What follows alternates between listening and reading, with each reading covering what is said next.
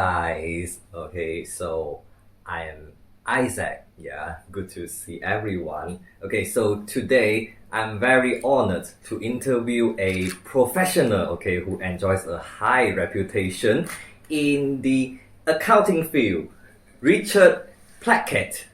Yeah, so his leadership and professional insights are highly respected in accounting industry, okay, and he is a role model for many new generation of accountants to learn from. Okay, so today we will take a closer look at his career journey, okay, and the secrets of his success. Yeah, so yeah, Mr. Richard, yeah, feel free to share your early life, yeah, and background. Good morning, Isaac. Good morning. I was born in Wales in 1963 in Newport in Gwent, and moved to London when I was 7 years old. I went to school in Pinner in North London, and then in Harrow, not Harrow School, a school called John Ryan. And after my exams, I went on to study economics at Cambridge University. At Cambridge, I also became a bridge player and played bridge for the university and for the junior British team. My first job, having done an economics degree, I got a job as a foreign exchange dealer, but found that fairly limiting. Good fun, but fairly limiting. So I decided to get a broader business qualification and trained as a chartered accountant. I got a job for Investors in Industry 3i in private equity. Did that job for about 5 years before I moved over to the quoted investment markets, and that's where I then spent the rest of my career, in running funds that invested in small and medium-sized quoted British companies. So what were the key moments or influences that shaped your career path? I think probably the fact that I became a very good bridge player pushed me towards the markets, because I had the economics background, and I thought if I was good at bridge, I might also be good at buying and selling shares. A number of key moments in my career. I think winning the prize as an accountant was very important, because it's not that easy to move from the accounting industry into the investment industry. Mm-hmm. There are obviously very few openings, so having won a national prize certainly helped me to do that. And then I think that the next big moment in my career is when I was at 3i, when I moved from the private equity part of the business, where I was doing okay but nothing special, to the quoted investment department there, and started running a quoted investment fund, and it was something that just came naturally to me. So my funds started to perform quite strongly pretty much straight away, and that really was the key moment when my career took off. And then I had two big career moves after that. First to M&G, where I ran their small and mid-cap investment team, and then to BlackRock. It was Merrill Lynch, but it was ultimately taken over by BlackRock, where again I ran their small and mid-cap investment team. Mm-hmm. Yeah, thank you. So were there any challenges you faced early on, and how did you overcome those challenges? Yeah, I mean, one big challenge I had early on in my career was when I fell very ill. I got ME and was very weak for a couple of years really, and could only work part-time. And that was probably one of the biggest challenges I faced as an individual. It's a very debilitating illness. You really lose all energy. I've always been, before and after, a hyperactive person, full of energy, always doing loads of stuff. But for that period of my life, I couldn't. And that really taught me a lot about, it was a challenge I had to overcome. And then it was only really when I recovered that my career, really got back on track. That would have been in about 1990 when I was about 27.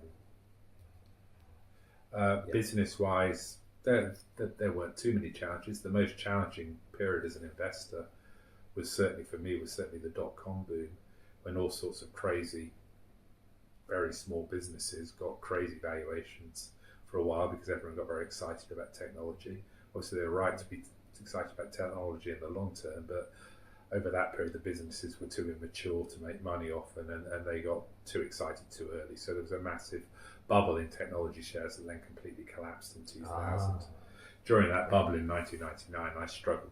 My funds performed very poorly because I wasn't prepared to pay what I saw as ludicrous valuations for these businesses.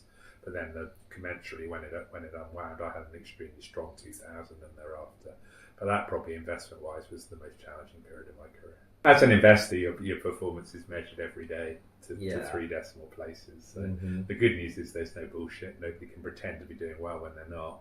The bad news is obviously if you have a bad period of performance, you have to be tough and be able to come through it as I did. And then for the rest of my career, performed pretty strongly. Yeah. So the next question is, what inspired you to pursue this accounting field?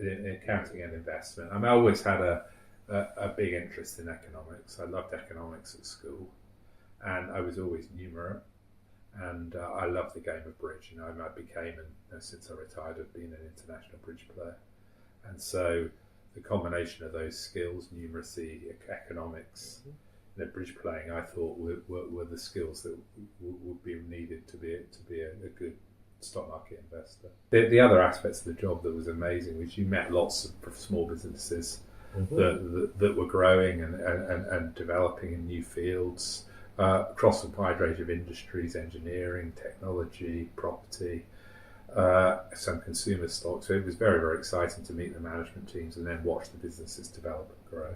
Wow. I can see you were enjoying. So I did love my job, and I think it's very important. I think it's very difficult to be truly successful at something unless you really love it. A lot of people go into jobs just because they make lots of money or something, but for me, the money was always secondary, and it was the love of the job was why I did it, and I think that's what helped me to be successful. And you meet a lot of other people in other walks of life who love their jobs. You can always tell that shines through. Yeah.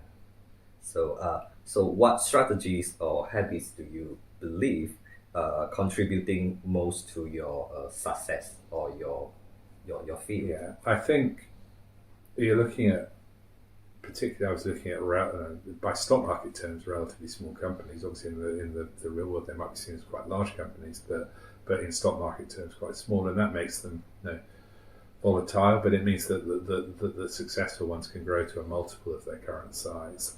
And I think that the first thing in being a successful stock market investment, particularly in small and medium-sized companies, is to have a long-term approach, to look at businesses with positive fundamentals that can grow and do well over long periods of time. Some of the shares in my fund I'd own for 15, 20 years, as long as that. Obviously, because they're volatile, things change very quickly. And some businesses will go wrong. And the other thing that's very important, the second thing, is to treat all new news on its merits, not become emotionally attached to companies, be prepared to sell them if things change and go wrong. So buy companies intending to hold them for as long as 10, 15, 20 years, but every time a bit of news comes out, make sure that your investment strategy or investment rationale is still intact.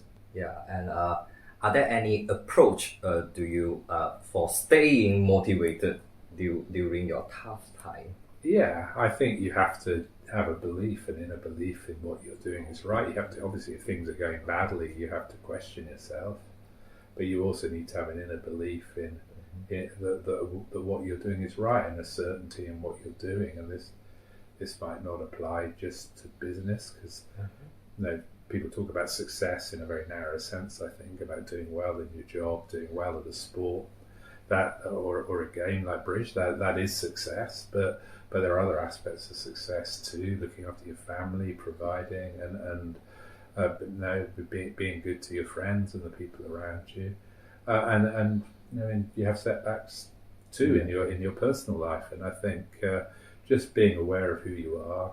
And being aware of what you stand for. They're very important attributes in being successful in business, but also in life. If a fund's doing badly, you then just reappraise your view of a share, but understand why you didn't, and have faith that you were right if nothing has changed. Thank you. And the next one, okay, so what is your approach to leadership? Yeah, how do you inspire and motivate your team? That's a really interesting question. Yeah. So at one point in my career, I was responsible for as many as 30 or 40 people. I didn't really like that. I think for me, leadership is about knowing the people that you're leading well.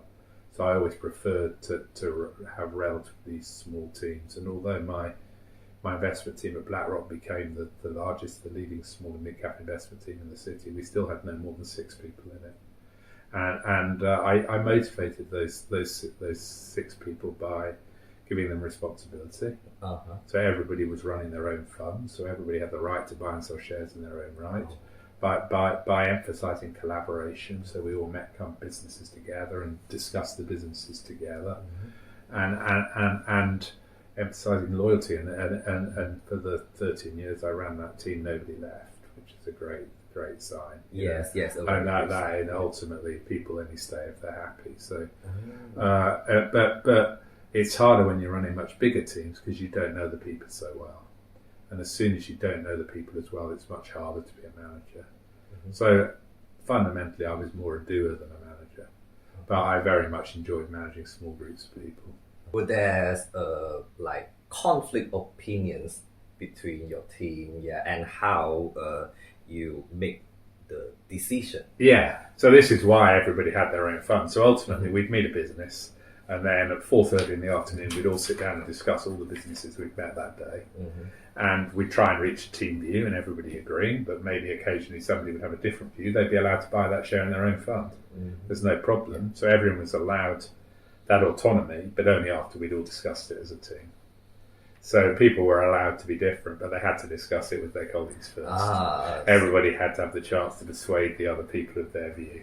Then if we all agreed it, we'd buy it in all our funds, and as a team we'd have a very big position. But if only one person liked it, they'd buy it in their funds, and as a team as a whole we'd have a small position. So but it's they like would, a round table. A round table discussion, yeah. I see. In investment, lots of people might have different insights about the business that you've just met. It's very important to get all those insights out, and that's why, again, a small team helps, because it's easy to put 6 people around a table and discuss something. As soon as you have 10, 15, 20 people around a table, it's much harder to discuss something. Yeah, well, okay, thanks for your sharing. And the next question is, how do you stay informed about trends and changes in your industry? Yeah, when I did... keep updated. When I did the job, every morning company news would come out. And you'd have to read it. It would take maybe an hour a day, depending on the day. Some days there'd be more news than others, but say on average an hour a day. But you had to do that every day the market was open. So even if I was on holiday, I'd read the company news for an hour that day, every day. Because once you don't read it for a day, you've got 2 days worth to read the next day. You'll never catch up. So you have to be very rigorous and read the company news every day and stay on turn. Staying on top of economics and the wider, because obviously the wider economy affects businesses very bad. Look at 2008 when all businesses suffered very badly in the financial crisis. How you stay on. Obviously, my economics helped me, and I watched the news and the telly and listened to economists. And in some of the companies that I work for, we had our own economists, and so it's very important to have the bottom-up view about the businesses themselves, but also the top-down view about what was happening in the wider economy and how that was going to affect companies and businesses. Yeah. It seems like watching news is very important. In your field. Yeah. It is, I think, in many fields, but certainly in the investment field. Yes, because everything is connected. Okay, so what do you see as the future of your industry? That's an interesting question. Obviously, I'm a little out of touch now because the last 8 years I've been playing bridge rather than investing. But I think, one of the trends you've definitely seen, which I benefited from personally, was the split between passive funds and high performance funds. So 30 years ago, you'd have lots of people running active funds taking moderate risk. And that's split in towards a lot of what you call passive funds that just track the index. Okay. So if the market goes up, the fund goes up. If the market goes down, the fund goes down. There's no stock selection. You're just replicating the market. So iShares run lots of funds like that, Vanguard, and those funds you would call them passive because they're not trying to beat the market, merely to match the market. And then on the other hand, you've got lots of very high performance, high risk funds like hedge funds. I ran a hedge fund, and they're taking more risks than the funds would have done 20 or 30 years ago. So you're basically paying an in inverted commas elite group of fund managers to take a lot of risk, whereas most of the other funds taking little or no risk. So you've had that divergence in risk taking. Wow, I have learned so much. It's a very eye-opening session. Okay. So, what advice would you give to someone entering your field today, like those teenagers? Yeah, I mean, obviously, work in a business where you're being trained, where you're being given access to companies and meeting companies and analysing companies, because without that training, it's very hard to become a top investor. And don't do it unless you have a real passion for it, because the money's good, but it doesn't matter. You won't be successful unless you really love it. You should never do something just for the money. The money should be a byproduct of doing something that you really love. And throw yourself into it. You know, it's an amazing job. There are amazing businesses, so go and meet lots of companies every day. Okay. You know, don't meet one or two businesses every day, meet 4 or 5 if you can, and really throw yourself into it and have a good time, because it is an amazing job. I see. Just now I have listened. There's a point. Like company choose you and you choose company too. To analyzing the company. So now, next we go for the your work-life balance. How do you balance your personal life with your professional responsibilities? I've always had a lot of interest. So when I was an investor, I didn't play bridge because it would have been too tiring. But obviously, having retired, I then play bridge, and I treat bridge a bit like a job because I play on the global tour.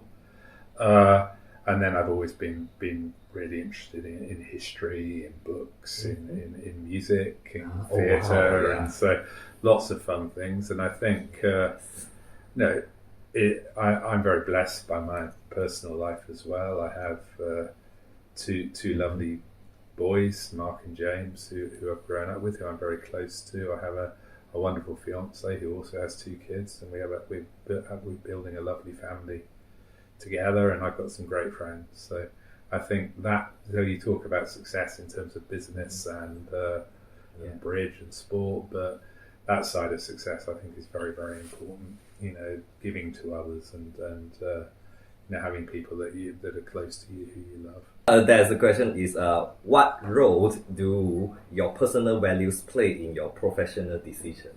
I think that's a really interesting question, because generally you have to judge the people running the businesses as well as the businesses themselves.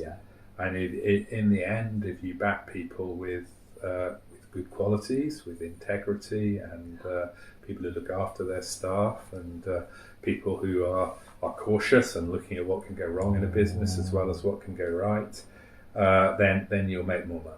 You know, you'll get a lot of people coming in to present to you. Trust, very promotional, sound very good, talk very well, but there's nothing behind it. And it's a lot of the people who actually do very well in business are actually quieter people. Don't try and dominate conversation necessarily, but they're thinking, and they're very deep thinkers, and they look after the people around them. So I think that the link between personal values and success is very good, and this applies in bridge too, because you have a partner, so you have to look after your bridge partner and have a good relationship with your bridge partner and with your team. So having strong personal values is very much a part, I think, of being successful in business and sport as well. This is the most important part, actually. And how do you manage stress and maintain your well-being? I think, managing stress is a lot of that is about the personal life balance. When I was an investor, and certainly when I came home, I didn't socialise much with other people from the city. I liked to have an entirely different life in the evenings, at weekends, and similarly, when I play bridge now, I go away and play bridge. It's very intensive. The tournaments can last 2 weeks. Mentally draining, playing every day. But then when you come back, I come back to my beautiful home life. And I think that balance is very important in terms of managing stress.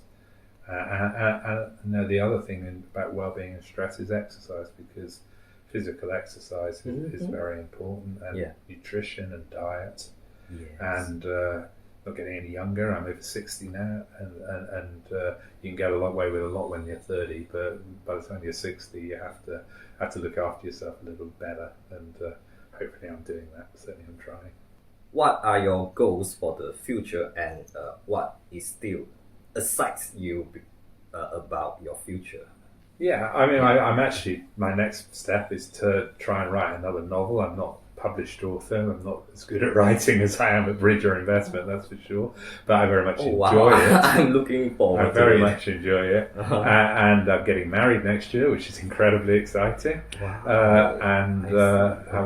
We have a new house that we're doing up. We're going on holiday to New Zealand, where my partner's from, in a few months' time. So an awful lot to look forward to. Yeah, are you satisfied with your life? Yeah, I consider myself an incredibly lucky person. I've worked hard, and people say you make your own luck, but I think also you get some luck, and I've had some luck, and I consider myself incredibly fortunate and blessed in all areas of my life right now, which is a lovely place to be. Yeah, so what advice would you give to your younger self? Relax, I think, and think about things slowly, and you don't need to make decisions in a hurry.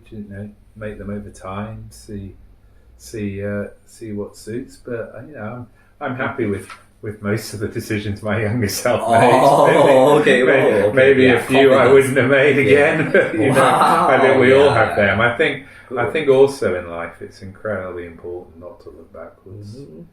So you are where you are. You live today and tomorrow. You don't live yesterday. And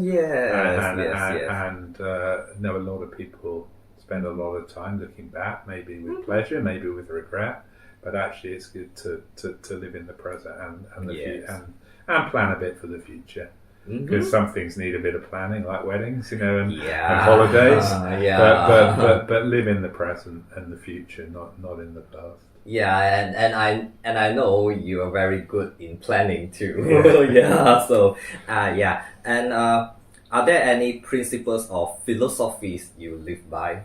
Yeah, I think a number. I think you should always try and look in the mirror each morning and like the person that you see. That's not narcissistic. I'm not saying you should be in love with yourself, but you have to live with yourself.